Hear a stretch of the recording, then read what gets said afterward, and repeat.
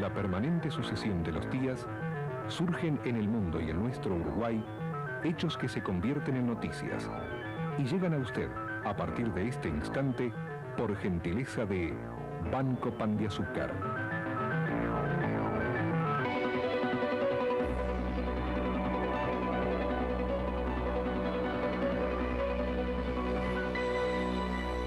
Señoras, señores, tengan ustedes muy buenas noches.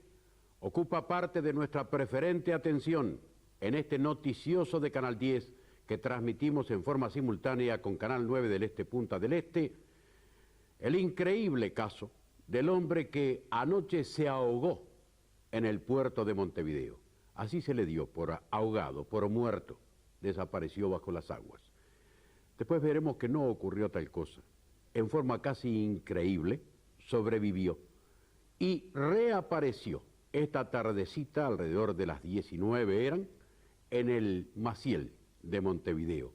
Allí, como en el puerto, logramos distintas notas que configuran todo un hallazgo desde el punto de vista periodístico y que explican significativamente, con elocuencia, qué fue todo lo que ocurrió. Hoy, 19 de junio, es el día en que celebramos el 222 aniversario del natalicio de José Artigas. Resulta ahora más imperioso que nunca remontarse a su gigantesca figura de paladín, de gran caudillo, para extraer de su enseñanza predicada con el ejemplo y la conducta de toda una vida, la fuerza moral que sea capaz de hacernos superar la crítica situación que padecemos, incentivando la unión ante los riesgos que nos plantea el injusto orden internacional. Aunque Artigas nació en Montevideo, hoy en el Sauce, donde los Artigas tenían su casa solariega, fue celebrado, como se hace tradicionalmente, el acto central de la histórica fecha. Un equipo de subrayado estuvo en la vecina localidad. A 222 años del natalicio de nuestro prócer, las autoridades nacionales, encabezadas por el presidente en ejercicio, doctor Enrique Tarigo, se hicieron presentes en la ciudad de Sauce. El doctor Tarigo llegó aquí aproximadamente a las 15 horas, siendo recibido por el intendente de Canelones, Tabaré Hackenbruck, y representantes de la Junta Departamental. Numeroso público en esta fiesta patria y la ofrenda al pie del monumento a Artigas. Se hicieron presentes también en la ciudad de Sauce familiares de desaparecidos durante el periodo de facto en nuestro país, quienes hicieron entrega al presidente Tarigo de 2 cartas conteniendo petitorios diferentes, unos relacionados a la propia vida de desaparecidos y otros a reclamatorias sobre la vida y costumbres de la ciudad de Pando y necesidades de esta ciudad. Como todos los años, se llevó a cabo también por la principal avenida de Sauce un desfile cívico-militar con las Fuerzas Armadas y personal y representativos de la enseñanza de la zona.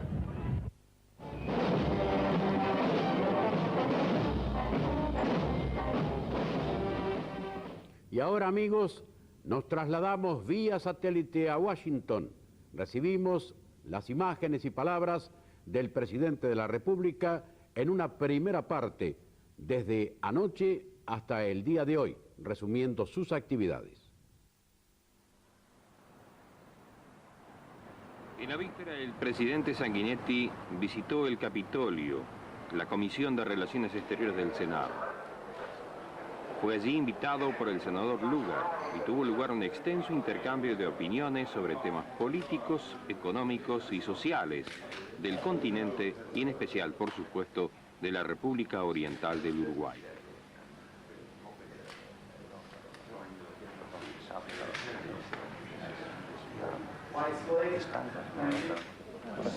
Desde allí se dirigió hacia el International Club, donde brindó una charla ante el Centro de Estudios Estratégicos e Internacionales.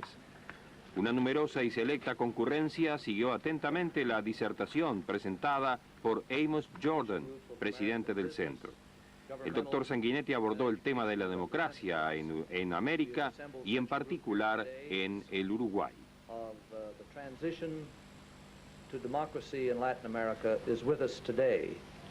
Todas las transiciones han sido diferentes.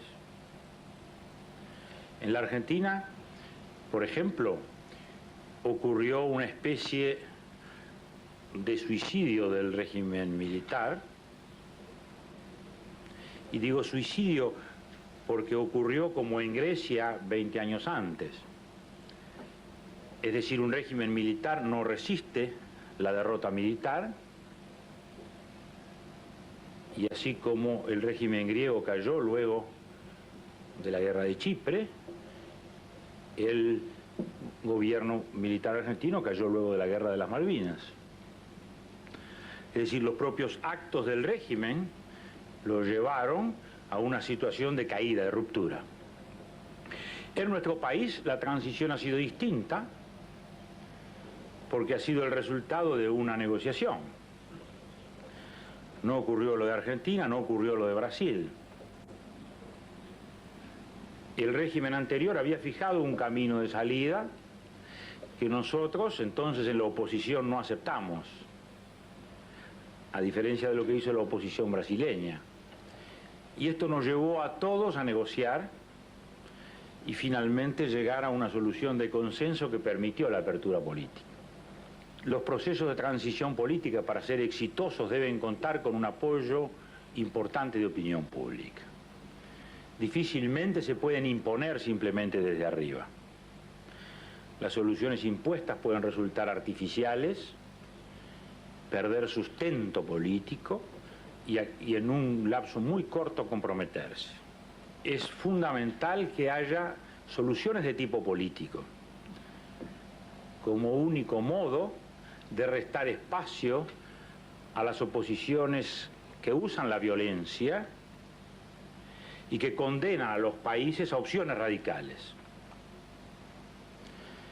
La violencia excesiva de la oposición o del gobierno termina generando un conflicto de tal modo extremo que luego resta espacio a las soluciones políticas democráticas que necesariamente son moderadas. La democracia es incompatible con la inmoderación. La democracia necesariamente requiere posiciones moderadas porque se basa en la tolerancia de las ideas recíprocas. Esta mañana el presidente desayunó en el Washington Post con sus máximas autoridades, abordándose también candentes temas de la actualidad política americana, y desde allí partió rumbo al Cementerio Nacional de Arlington, donde se desarrolló una tocante ceremonia de homenaje ante la tumba del soldado desconocido.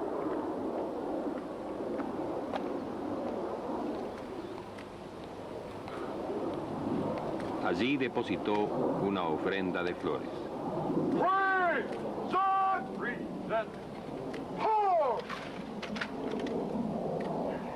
Sanguinetti y su señora esposa también depositaron flores ante las tumbas del presidente John Kennedy y de su hermano Robert Kennedy.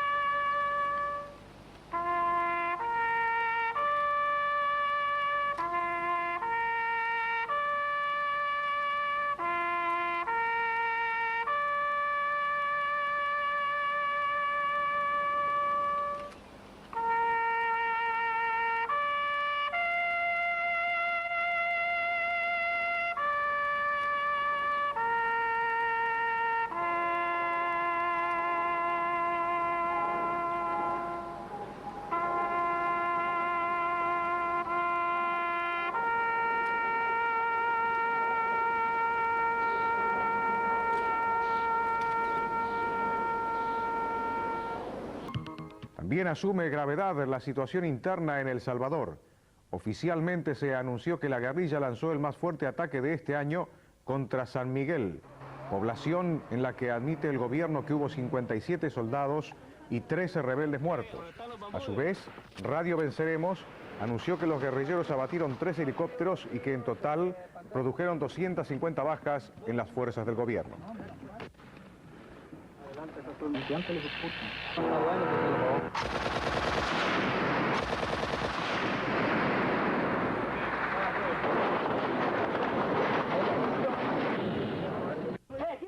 Y en nuestro país, con la presencia del presidente en ejercicio, doctor Enrique Tarigo, del ministro del Interior, doctor Antonio Marquesano, y otras personalidades, fue inaugurada la sala de emergencia del Hospital Policial.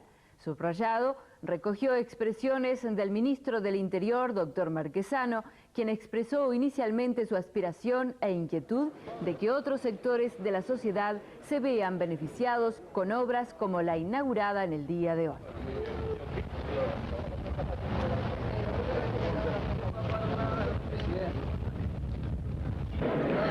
Cuando nos reclaman simultáneamente garantías y cuidadoso manejo de los derechos humanos de todos los ciudadanos, incluso de los que delinquen, la respuesta tiene que ser una policía eficaz, técnicamente preparada y muy profesional. Y en esa dirección vamos marchando.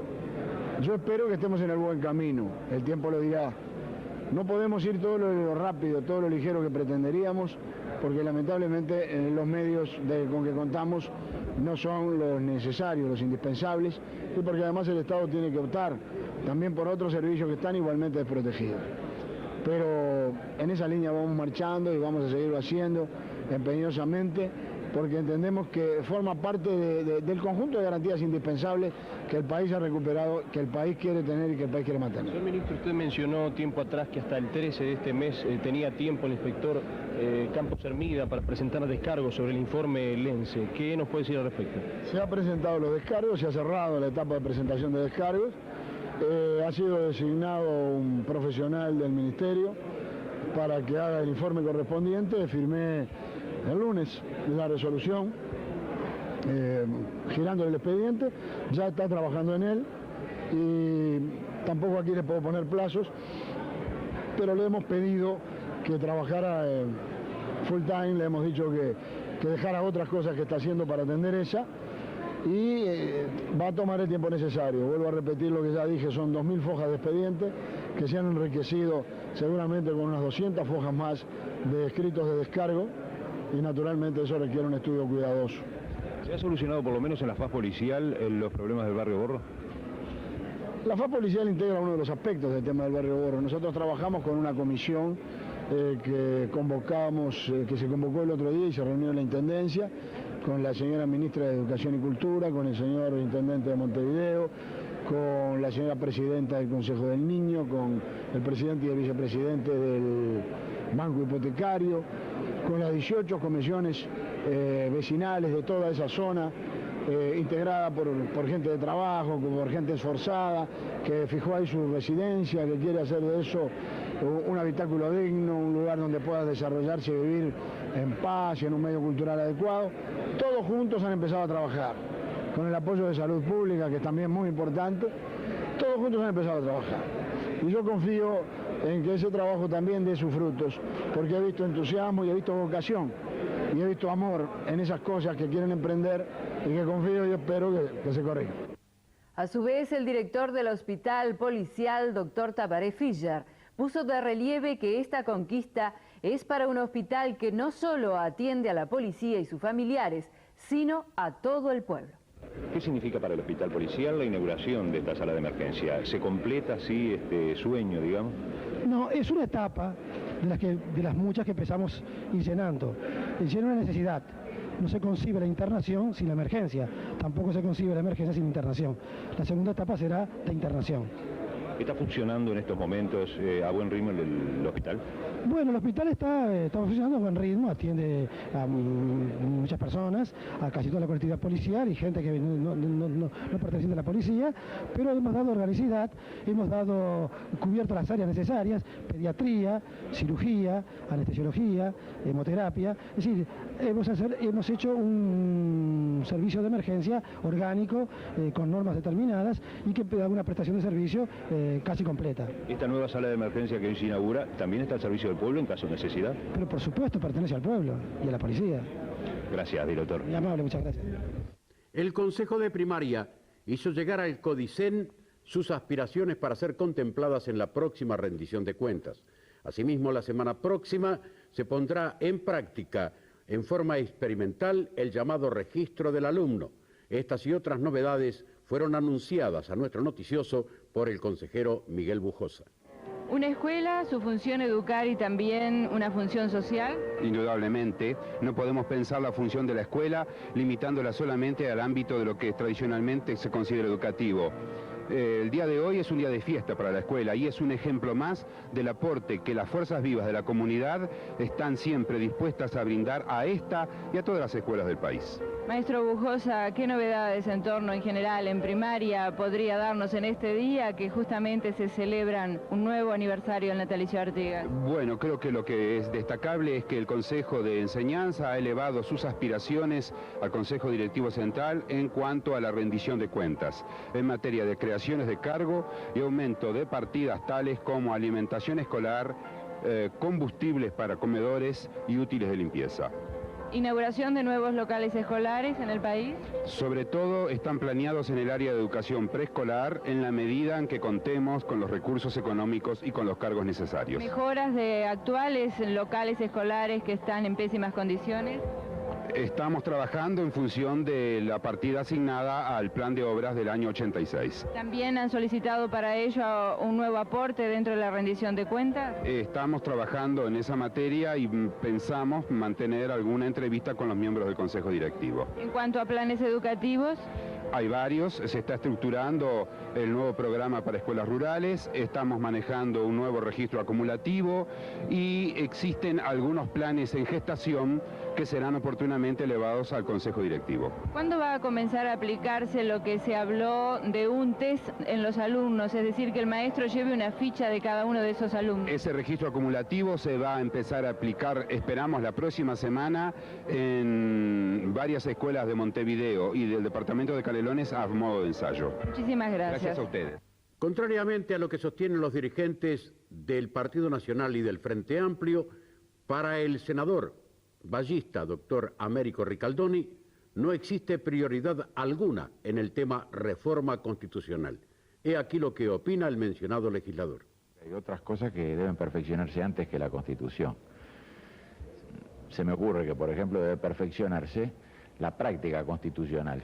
Es decir, todos dirigentes políticos, funcionarios públicos de las distintas jerarquías y, digamos, ciudadanía en general, todos tenemos que acostumbrarnos primero a aplicar realmente como corresponde la Constitución. Yo no creo que este sea un momento en el cual sea una de las prioridades la reforma constitucional.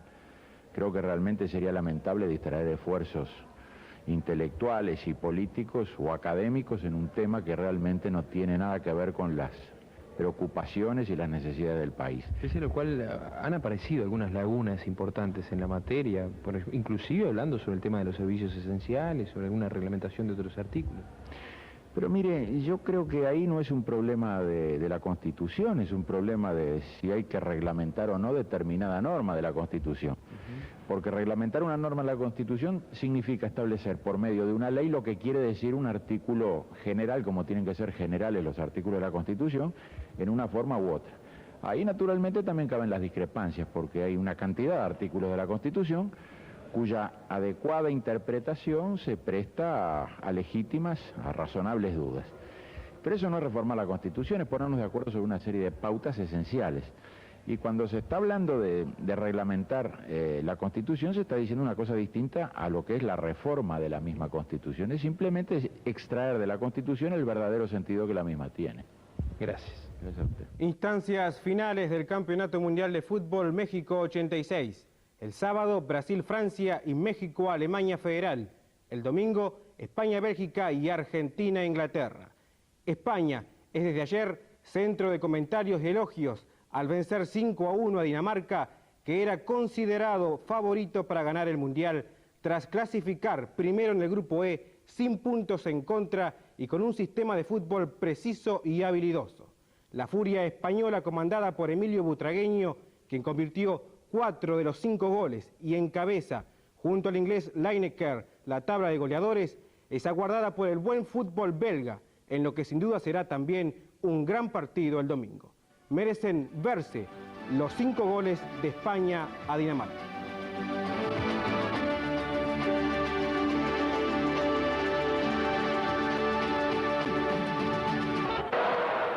El primer gol lo convertiría el equipo danés por intermedio de un penal.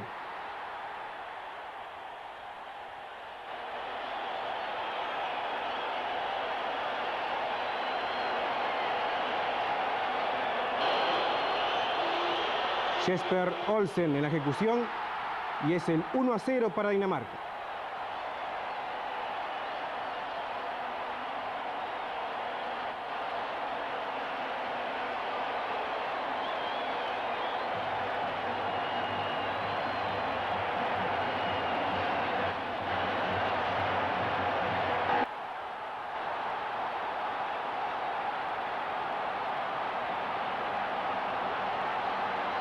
Butragueño, jugador del Real Madrid, 1,70 m de altura y 21 años.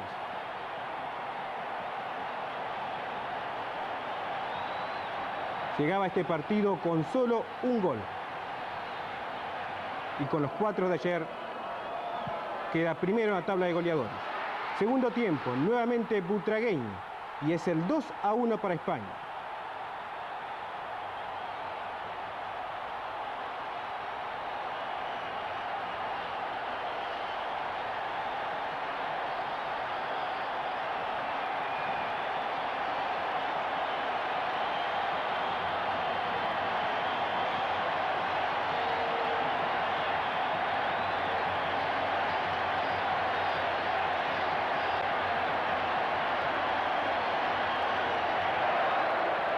El tercer gol español llegaría también por intermedio de un penal.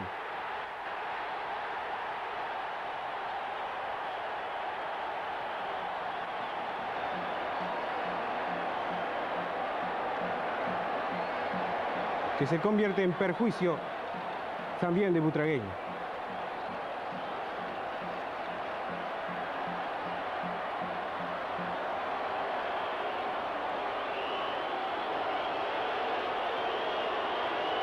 Goicoechea aseguraba entonces la victoria, 3-1 para España.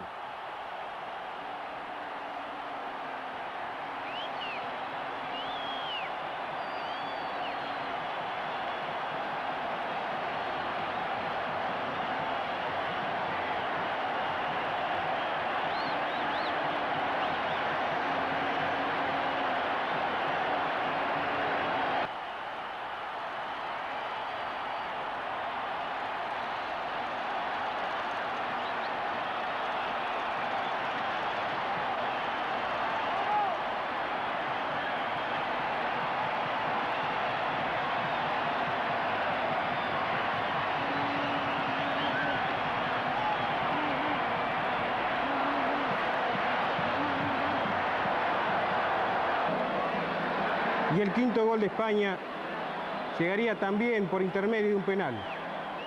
Penal que se lo convierten nuevamente a Butragueño, tras gran jugada.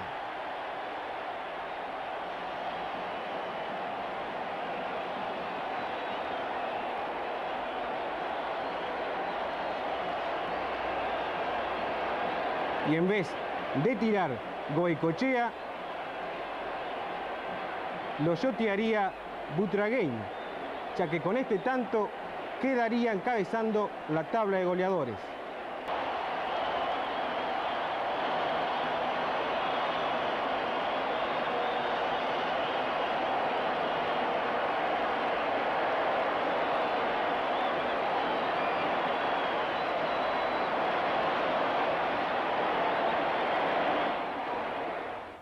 Mañana, poco antes del mediodía, llegará a nuestro país la selección uruguaya de fútbol. ¿Cuáles son las consecuencias de su eliminación? ¿Qué pasará con nuestro fútbol en el orden interno? Se lo planteamos a Raúl Moller, presidente de la Mutual de Futbolistas Profesionales. Se ha matado la ilusión, la esperanza del aficionado. Bueno, esperemos que no sea tan así, ¿no? Es decir, lógicamente que todos los que quedamos aquí estamos con el deseo y el espíritu de que Uruguay retornara triunfante. Lamentablemente se vuelve sin gloria y con pena realmente, porque en el espíritu de todos quedó esa sensación de poder haber llegado a más. Lógicamente nosotros pensamos que en los primeros meses se va a sentir eso fundamentalmente en el aficionado que concurre y paga para ver los espectáculos, pero que poco a poco, con el interés que puedan tomar el campeonato uruguayo, ya sea de la A y de la B, retorne nuevamente a las canchas. ¿Usted considera que el único responsable, como manifiesta el grueso de la población futbolística, es el técnico de la selección? Bueno, no, eso sería una barbaridad decirlo, ¿no? Porque el técnico no se autonominó, por ejemplo. Es decir, hay un cuerpo técnico trabajando que fue designado en su tiempo y forma, que logró triunfos importantes y que por lo tanto no está en mí, que nunca fui dirigido por ellos, opinar sobre ese tema que no me corresponde y no nos corresponde a nosotros, los futbolistas. Ahora, considero que todos tienen cuota aparte, en el sentido de que todos los que integraron de una manera u otra esta delegación y fundamentalmente la preparación de este equipo, evidentemente que va a dar lugar a que se comente mucho, se hable mucho sobre lo que podía haber sido con un Uruguay jugando en forma distinta o con distintos jugadores o planteándose. Eso es imposible de poder juzgar y es fácil de jugar con los resultados vistos. Ustedes, los representantes de la Mutual, previo a la preparación o a la presentación de Uruguay en el Mundial, tuvieron una inquietud de orden administrativo. ¿Nos puede clarificar en qué consistió? Bueno, si nosotros no bien terminó la eliminatoria, porque antes nosotros habíamos estado absorbidos con algo muy notorio que fue los problemas del estatuto del jugador, que recién lo solucionamos comenzando la eliminatoria. Una vez terminado los 2 días, pedimos una audiencia, hablamos con los neutrales y les planteamos la inquietud por la cantidad de dinero que se había gastado y se había invertido en esa selección. Fundamentalmente por los sueldos que ganaban los futbolistas que venían del exterior, que no tienen nada que ver con lo que se gana aquí. Entonces se le planteó la posibilidad de que la Mutual, concretamente y directamente, se encargara de arreglar con ellos todo lo concerniente a retribuciones. Se nos mencionó de que para ello había una comisión de finanzas y que en caso de que esa comisión lo considerara necesario, nos iban a llamar. Lamentablemente no se concretó, no se dio esa circunstancia y quedamos fuera de la posibilidad de hablar con ellos, ¿no? ¿Esa inquietud todavía está vigente por parte de ustedes? No es que esté vigente porque ya los hechos están consumados. Ahora, lo que sí nos preocupa y que es uno de los temas que pienso que todo el mundo del fútbol, fundamentalmente los que estamos directamente vinculados, quieren saber, es de qué manera y cuál es el dinero que va a quedar de esta experiencia mundialista y que lamentablemente no se pudo acceder a los tramos finales que hubieran sido la parte más sustanciosa en cuanto a entrada de divisas para nuestro menguado fútbol, ¿no? En los presupuestos de los clubes, lógicamente que hay muchos, de acuerdo a las versiones de ellos, de dirigentes mismos, que estaban esperando directamente ese dinero para o bien pagar déficit que ya tenían o encarar el futuro de aquí a fin de año con ese dinero. Por primera vez llegan imágenes desde Suiza relacionadas con el sepelio del gran escritor argentino Jorge Luis Borges, cuya muerte, aunque esperada, provocó la conmoción lógica que significa la pérdida de una figura de su talla. María Kodama, su viuda y exsecretaria, y algunas personalidades, entre las que no figuró ninguna de la literatura hispanoamericana, asistieron al ceremonial, primero en la Catedral Románica de Saint-Pierre y luego en la inhumación realizada en el cementerio de Plainpalais. Que haya elegido morir en Ginebra y ser sepultado en esa ciudad suiza ha despertado polémica, y el escritor argentino Ernesto Sábato da su interpretación. María Kodama, junto con Héctor Bianchotti, el escritor argentino que hace ya más de 30 años que reside en Francia, cuidaron hasta el último detalle de la ceremonia. La ceremonia fue oficiada por un sacerdote católico y un pastor protestante, recordando María Kodama que Borges había querido entrañablemente a su madre, que era católica, y también entrañablemente a su abuela, que era protestante. y hasta el último versículo que se recitó en los funerales fue elegido minuciosamente por ellos. Y también el pequeño grupo de amigos que lo acompañó primero en la Catedral de Saint-Pierre, en la ciudad vieja de Ginebra, y luego en el cementerio de Plain-Palais, lo hizo en el ambiente de recogimiento y de discreción absoluta que Borges había deseado y que incluso había encomendado para sus funerales. En este cementerio de Ginebra, un cementerio de gente famosa, duerme también el sueño eterno Alberto Ginastera, fallecido en Ginebra, como se recordará, y a pocos metros de la tumba donde descansará Borges se encuentra la tumba de uno de los disidentes que dieron origen al protestantismo, Calvino. Ginebra era para él su adolescencia, el liceo, y todos sabemos que con los años uno tiene mucha nostalgia de aquellos tiempos felices, generalmente venturosos y extraños de la época del liceo, ¿no? Puede haber influido también eso, ¿no?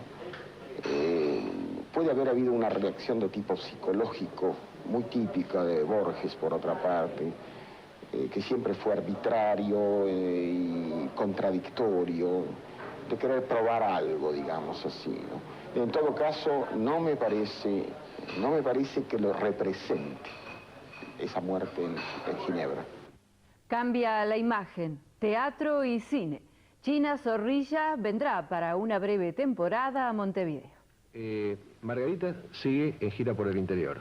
En cualquier momento el salto a Europa o a Estados Unidos para hacer lo correspondiente al túnel, en cualquiera de los personajes. Después una temporadita corta en Montevideo. ¿Con también esta obra? Con esta obra y después con otra obra. Y después el año que viene estreno acá Weekend o Fin de Semana o Fiebre de Heno de Noel Coward. Una obra que ya se conoció en Buenos Aires.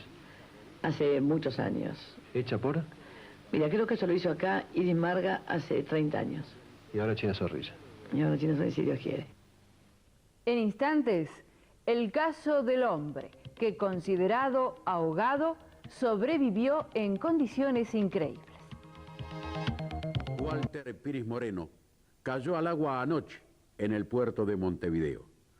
Al no tenerse noticias de él, hasta ya avanzada la tarde, se creyó que se había ahogado en las aguas de la bahía, mientras cumplía tareas de aprovisionamiento en el buque argentino Tucumán. El accidente se produjo al ser despedido de la lancha con la que se estaba efectuando tal tarea, por un remolino que provocó la hélice en funcionamiento del buque argentino. Nuestro noticioso recogió varias notas a lo largo del día, la primera de ellas cerca de mediodía, con el relato de un testigo presencial de los hechos y que intervino en el rescate, salvando 2 de 3 vidas que estaban en juego. Era Cristóbal Calafati. Son cosas que no se borran más y lamentablemente hay que trabajar, pero no estoy con estado de ánimo para nada, ¿no? Son cosas que se le toca vivir a uno, pero que no se lo deseo a nadie. Contanos exactamente cómo fue que pasó. No sé, eran 8 menos cuarto más o menos y yo llego al depósito 2 y 3 donde es habitual que atraquen las lanchas y un par de minutos después llega la lancha Cerro, que fue la que se fue a pique, y yo le dejo mi lugar, o sea, el lugar que estaba ocupando yo, me retiro y atraca él. En ese momento el buque que está en el depósito 2, no recuerdo ni el nombre en este momento, le da máquina, como es habitual que le den los buques al salir un poquito para probar, pero esta vez le dio más de lo normal y escoró la lancha Cerro. Venían 5 personas y una saltó a muro, otra saltó a esta lancha y 3 cayeron al agua, uno de los cuales no volvió a salir. Tengo entendido que tú además le tiraste un cabo a uno de los muchachos. Sí, al hermano del que se ahogó yo le tiré un cabo y lo pude rescatar. Al otro lo salvaron a unos metros donde estaba yo, a penitas pudo salir. El movimiento de agua tiene que haber sido muy grande porque 16.000 kilos pesa la lancha. Sí, fue un golpe de máquina bastante grande. Es normal que le den un golpe de máquina, pero esta vez fue más de lo normal, un poquito más. La verdad que fue demasiado y cualquier lancha que en ese momento se iba a pique. Como ustedes escucharon, el hombre estaba ahogado. No había ninguna duda, había muerto. Su desaparición hizo pensar que era lo que había ocurrido. Pero hasta la tardecita de hoy, en que se supo que estaba internado en el Maciel, apenas saberlo, nos dirigimos nuevamente al puerto de Montevideo.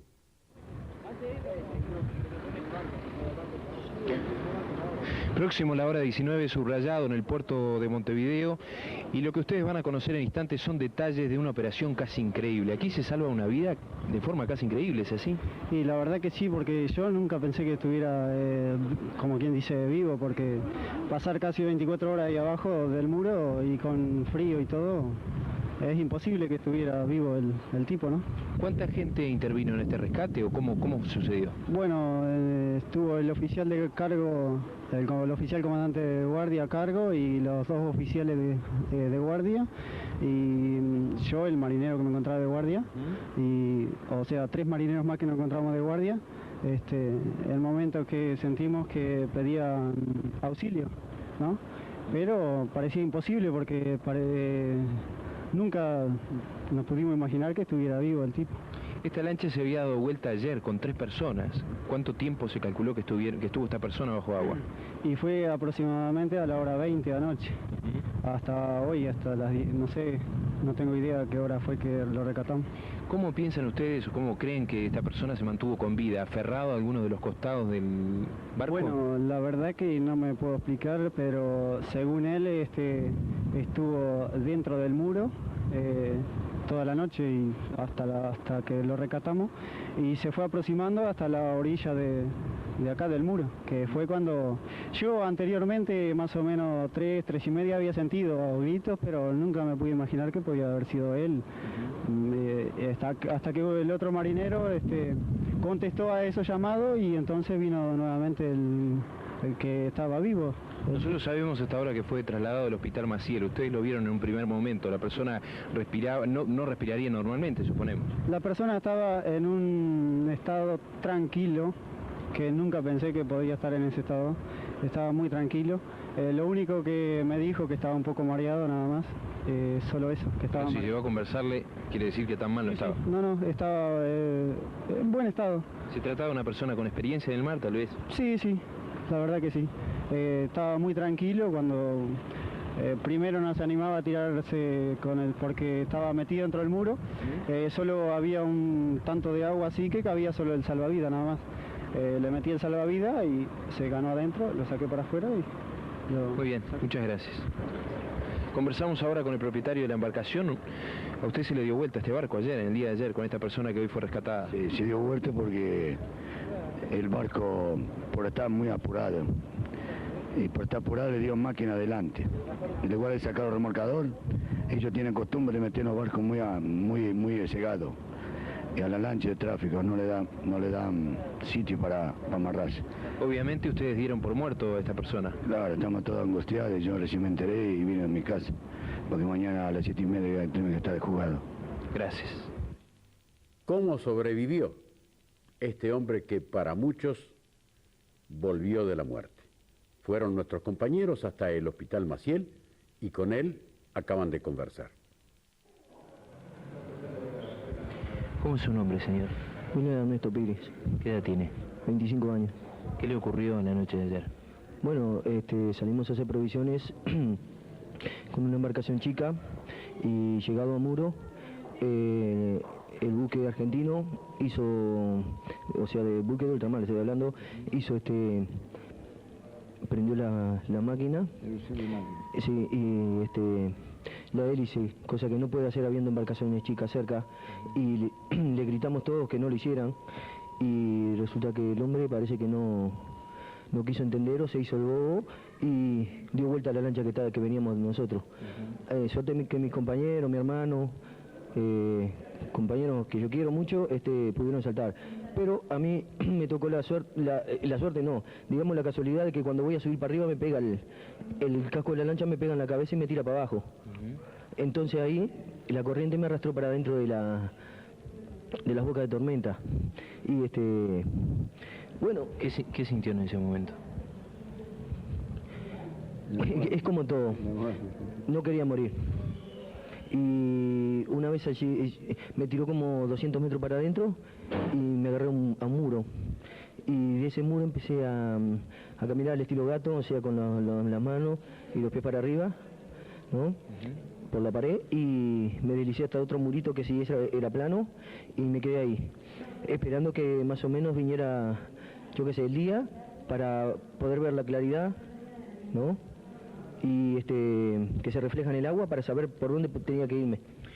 En la noche, ¿de dónde obtuvo usted el aire para respirarse? Nos dijeron que era probable que se hubiera ubicado entre uno de los huecos del muro principal del puerto, ¿es así? Sí, sí. Tuve dificultades, sí, porque al subir la marea me iba quitando oxígeno.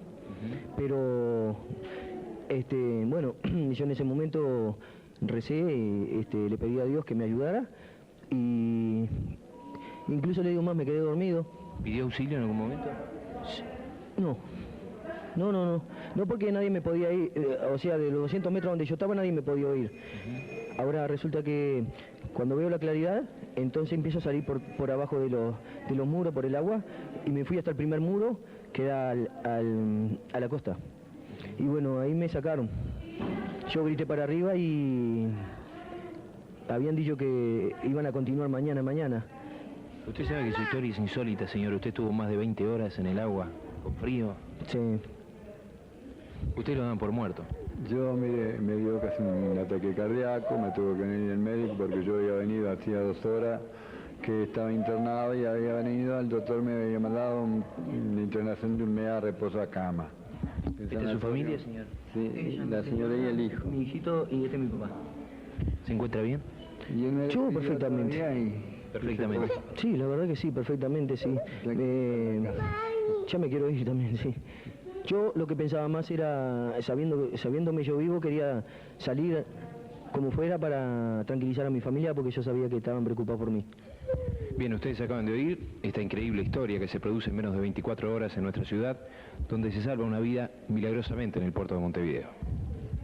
FUCBAN realizará mañana viernes una concentración frente al Banco Hipotecario. La movilización se hace en reclamo de la personería jurídica para nuevas cooperativas. El presidente de FUCBAN, señor Carlos Ramos. Bueno, el viernes 20 a la hora 17 el movimiento cooperativo se va a concentrar frente al Banco Hipotecario reclamando por las personerías jurídicas para los nuevos grupos, que para nosotros a esta altura significa una gran arbitrariedad de parte del banco, puesto que fundamenta el no otorgamiento de esa viabilidad para las personerías en función de la vigencia de la ley 15.501, que nuestros asesores jurídicos nos han planteado, y no solo a nosotros, sino también la de los del Instituto de Asistencia Técnica, que no es así, que esa ley no impide. Este es un tema que incluso ha sido conversado en la Comisión de Obras Públicas y Vivienda de la Cámara de Diputados, y en ese sentido nosotros, nos vamos a concentrar reclamando eso que ya hemos conversado con el banco argumenta eso, nosotros pensamos que no es así, y nos parece que es imprescindible este tema tome la notoriedad a nivel de opinión pública que requiere, porque hay 5.000 familias que están esperando ser cooperativistas. De todas formas, ¿el diálogo con el Banco Hipotecario está cortado por parte de ustedes? No, el diálogo no está cortado. Directamente hemos tenido entrevistas no hace mucho tiempo, pero además nosotros participamos de un grupo de trabajo que a instancia de las recomendaciones de la concertación se creó en el Banco Hipotecario, en el que participa FUBAN, el Sindicato de la Construcción, la Cámara de la Construcción, los Institutos de Asistencia Técnica, en fin, múltiples instituciones vinculadas a la vivienda.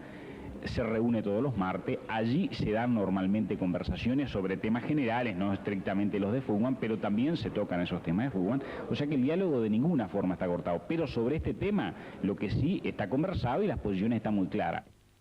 El subsecretario de Educación y Cultura adelanta a nuestro noticioso que se están realizando los estudios necesarios para reforzar las partidas en la rendición de cuentas a fin de dotar a la enseñanza de partidas complementarias para obras y creaciones de cargos. Dos aspectos importantes tocó esta tarde el subsecretario, uno de ellos relacionado al nivel de nuestra enseñanza y el otro al del tema de la rendición de cuentas. Bueno, el nivel, yo creo que más o menos lo hemos dicho muchas veces, el nivel de la enseñanza no lo hemos recuperado en en buen nivel para ser reiterativo. Ahora yo no quisiera siempre aparecer como marcando un déficit, porque no es con una visión pesimista con la que tenemos que enfrentar este tema. Es decir, hay dificultades, hay carencias, sabemos que el tema educativo viene siendo maltratado y mal encarado desde hace mucho tiempo. De lo que se trata ahora es de ver las cosas con ánimo templado y con optimismo, sabiendo que tenemos por delante años de dificultad y tiempos de dificultad, pero que lo vamos a lograr, porque el futuro democrático del país pasa por una enseñanza en el nivel que tenía el país en otro tiempo. De acuerdo a eso, el tema de la rendición de cuentas, ¿va a ayudar o no va a ayudar? El presupuesto y todas las rendiciones de cuentas son importantes en la medida en que se comprenda que significan el esfuerzo que el país puede hacer económicamente. En la medida de la realidad económica del país a hoy, siempre se va a hacer un esfuerzo más para que las cosas, los problemas se superen antes de lo que cada uno de nosotros podemos prever. Pero se van a superar, eso es lo importante que creo que hoy en un día como el que festejamos hoy de conmemoración de la figura de Artigas, el compromiso de ir superando estas cosas y de tener el ánimo sereno y optimista, que creo que es lo que nos está quizás faltando en estos momentos. Gracias. Gracias. Argentina e Inglaterra es uno de los partidos más esperados de los cuartos de final. No se deja de recordar que será este el primer enfrentamiento entre ambas selecciones después de la Guerra de las Malvinas de hace 4 años atrás, que ojalá no pese en el ánimo de los jugadores ni del público. En Argentina los aficionados aguardan confiados el partido y la mayoría afirma que vencerán a los ingleses. Inglaterra como rival de Argentina. Gana Argentina 2-0. ¿No le tiene miedo a los ingleses? Para nada. Vamos a superarlo fácilmente por 2-0, yo calculo. ¿Le podemos ganar? Sí, si no, invocaron los goles solamente. Un rival difícil. ¿Difícil? Difícil, pero no imposible. ¿Le podemos ganar? Sí, le podemos ganar. ¿Le podemos ganar a Inglaterra? No tenga ninguna duda, ninguna duda. ¿Vio el partido? ¿Cómo juegan los ingleses? Son flojos atrás, hay que meterle 2 goles de entrada. A los 10 minutos 2 goles van comidos. Bueno, a mí me parece que vamos a ganar por lo menos 2-1. ¿Cuánto? 2-1 a favor de la Argentina. ¿Usted, señor, qué opina? ¿Argentina-Inglaterra, podemos ganar? Sí, casi seguro que ganamos.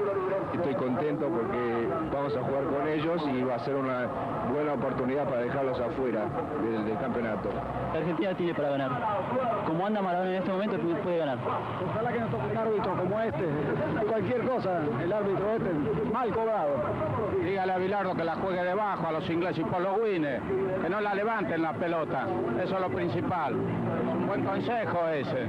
No tiene más equipo que Argentina. Le tengo una confianza ahora al equipo argentino el domingo. Le vamos a plantear un juego que se van a quedar soldados los ingleses. Sí, porque Argentina tiene mayor capacidad ofensiva, mientras que Inglaterra depende solamente de 2 jugadores y puede solamente atacar por un error de la defensa, pero todo depende del árbitro. Han concurrido al Mundial algunas de las denominadas barras bravas del fútbol argentino, protagonistas en más de una oportunidad de incidentes que se registran en la vecina orilla. La incógnita es planteada al presidente de Boca. ¿De dónde obtuvieron el dinero? Mire, lamentablemente yo no soy policía. Habría que investigar la policía quién. Yo creo que se podrá investigar de dónde salieron los fondos. Yo desconozco totalmente. El Boca Juniors no se ha prestado, nunca ha dado una entrada para que concurra y tampoco ningún directivo de Boca Juniors ha facilitado un solo peso para esto. ¿Y respecto a esa comida que se hizo? Bueno, mire, a mí la comida, del conocimiento que tengo, que era una comida en homenaje a Gatti, donde fueron muchos dirigentes de Boca Juniors, pero los directivos... Ya se encuentra en Nueva York el presidente de la República, doctor Sanguinetti, vía satélite. Su imagen y sus palabras en la OEA, en Washington, antes de partir. Minutos más tarde, el presidente rindió homenaje a nuestro prócer Artigas y desde allí se dirigió a la sede de la Organización de los Estados Americanos, donde fue recibido por el cuerpo en pleno. El presidente del Consejo Permanente pronunció un conceptuoso discurso sobre el visitante e invitó luego al presidente Sanguinetti a dirigir la palabra. Excelentísimo señor presidente de la República Oriental del Uruguay, doctor Julio María Sanguinetti. Venimos hoy aquí a traer la voz del Uruguay. de este Uruguay que fue miembro activo y fundador de esta organización, de este Uruguay que fue, y así lo vimos con nostalgia en estos años, alguien que la generosidad de nuestros amigos de América mostró tantas veces como ejemplo. Este Uruguay que luego tuvo épocas de confrontación, enfrentamiento y aún hasta de quiebra institucional. ¿Acaso un tributo que pagamos a un cierto pecado de orgullo de habernos creído tan consustanciados con la democracia, que no fuimos lo suficientemente vigilantes para defenderla todos los días?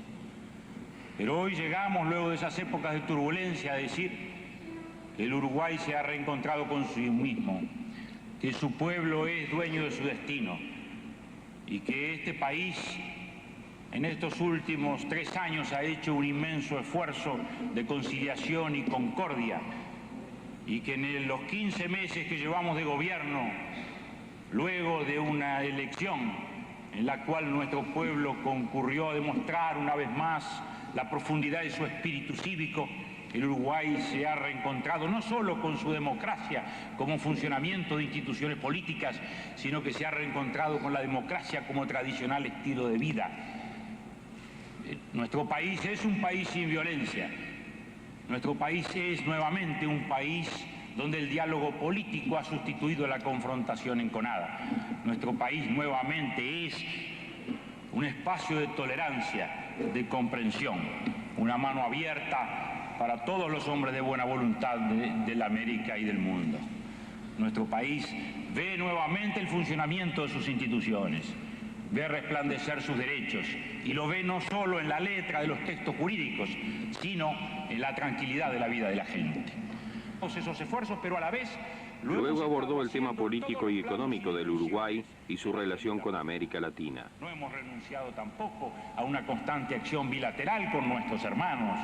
Hemos suscrito generosos. Nosotros, sin duda, nos encontramos con una situación muy difícil en nuestro país. Ustedes piensen lo que es, luego de 12 años de gobierno de facto, luego de 2 décadas de enfrentamiento político, tener que administrar lo que es una transición política, afirmar las instituciones, armonizar las tensiones sociales reprimidas luego de tantos años, encalmar los espíritus, llenos muchas veces del espíritu de confrontación propio de aquellos años difíciles, y a la vez ordenar una economía en la cual el Producto Bruto había caído el 15% en 3 años y el salario el 50% en 10 años, y con un déficit presupuestal que era el 10% del Producto Bruto del país. Y todo esto tuvo que hacerse a la vez.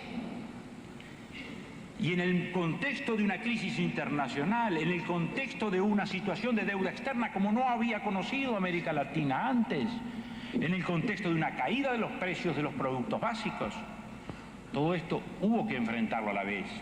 Y puedo decirle a todos ustedes que 15 meses después venimos a testimoniar aquí que el esfuerzo ha valido la pena, que todos estos indicadores han mejorado, que el Producto Bruto del país ha empezado a crecer, que la inflación ha empezado a bajar, que el salario real ha subido el 15% en el año pasado, que el déficit ha bajado del 10% del producto al 6% en el año pasado y bajará al 5% y que este es el resultado de un esfuerzo no del gobierno sino del país todo, porque estos logros no se alcanzan nunca simplemente con una